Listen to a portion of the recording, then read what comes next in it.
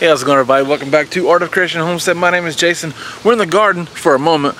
Okay, we had somebody, a faithful viewer, talked about wanting to see a squash casserole, so we got some yellow squash coming in. So Angela Kay does make a delicious squash casserole, and if you're skeptical, stick around. But first of all, we got to cut these squash. There's a pretty little squash. You do want to cut them when they're fairly young, honestly. They're just better off, and it's better for production of the plant. So they could get bigger than that, but that's a good size for a squash. But these have so many female buds on them that if you don't cut these, the others are going to have trouble forming. Yep. This is going to be hard to get to in here.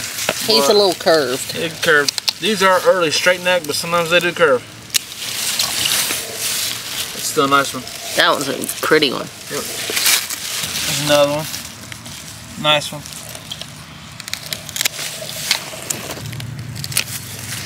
Very good. Very good.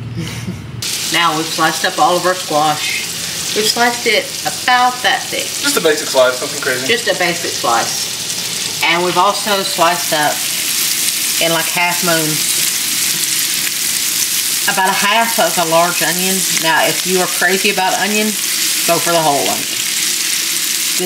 I just did half because that was a very large onion. Yeah. And I've got that sauteing in about 2 tablespoons of salted butter with some salt and pepper. Now you want to saute this until it starts to caramelize a little, until you start to get a little bit of brown on your onion. So that's going to take just a few minutes. As you can see, it started to brown up really nicely. Yep. Now to this onion, we are going to add our squash.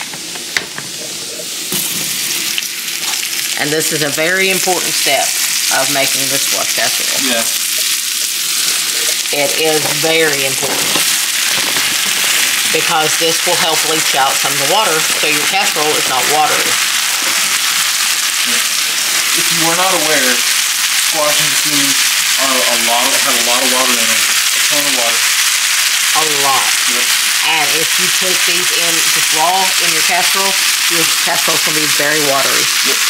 So do not skip this step. I saw it then also cooked in water. To me, that just adds water. Okay. So give them a good seasoning with some salt and pepper, because this is one of your biggest chances to season these squash. They don't come off the bush seasoned. Nope.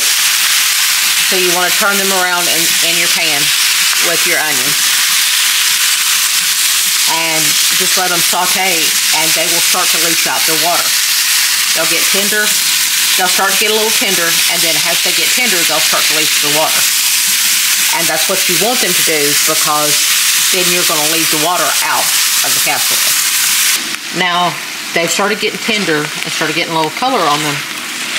And as you can see, they've started to leach some water, but they're not ready yet. If you put them in right now, your squash casserole is going to be pretty watery by the time it bakes. So you want to let them go a little farther because they will leach out more water. Now I did this in a heavy bottom stainless steel pan. And because of that, the water kind of evaporates because it gets a lot hotter. So you're not going to see a lot of liquid there. But as you can see, it's nice and tender because it's starting to fall apart. That's what you want it to do. Now, if you're using a non-stick skillet, you're not going to get this kind of browning on it. It's going to stay pretty pale. It's going to leak out a lot of water. And it's going to start like steaming in that water. And you'll want to dish it out of the water and leave the water behind. Now, here we have a casserole dish. This is an odd size. It's probably about it's about an 8 by 11. Something like that. Probably. But it's like 2.2 quarts. Now at this point, if you use non-stick, you will have to use a slotted spoon and take your squash out of the water and leave the water behind. But because I used stainless steel, I can just go ahead and put my squash straight on in and not have to worry about the liquid. Stainless steel gets a lot hotter, so you won't get the same. You probably won't get the same browning, and you may have some more water sitting there. if you use a non-stick. It still works, but stainless steel does get a lot hotter. Just make sure that you leave the water behind. Yeah. Because otherwise your casserole is going to get very watery. Now here we have 3/4 of a cup of milk, and we have 2 eggs. And I'm going to add the 2 eggs in and give it a little salt, because milk and eggs don't come seasoned. Although some of our chickens are so sweet, I always say that they like sweet eggs. And now you want to break up those yolks and beat up those eggs just a little bit into your milk. Now we're going to pour this mixture over our squash and onions.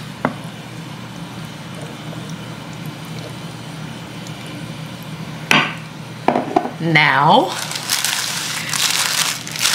to do squash casserole, you have to like cheese. If you don't like cheese, you can forget it.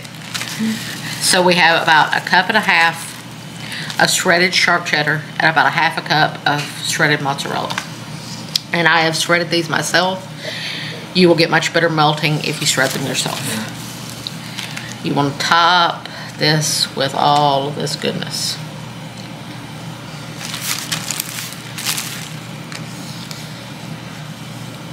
The more cheese you add, the better.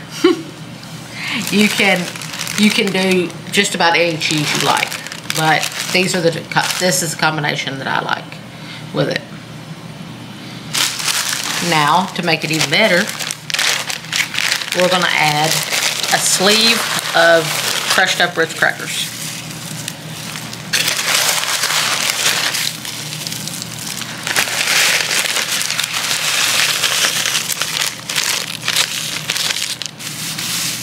And it's okay if some of them are left bigger pieces.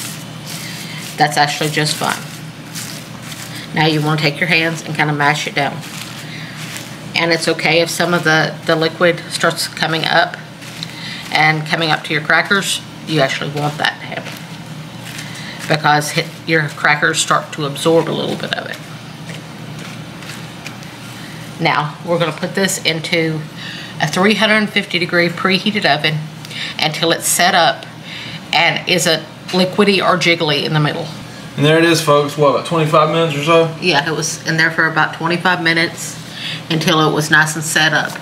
Cool. No, I'm just going to, you know what? We ain't got nobody coming over for supper. I'm just going to go ahead and get a bite out of it. I'm going to fork myself. That's a big bite, Jason. That's a humongous bite, Jason. Maybe you ought to cut that down a little bit.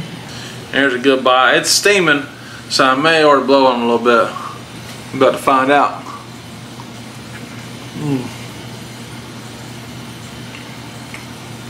That's really good. Good job.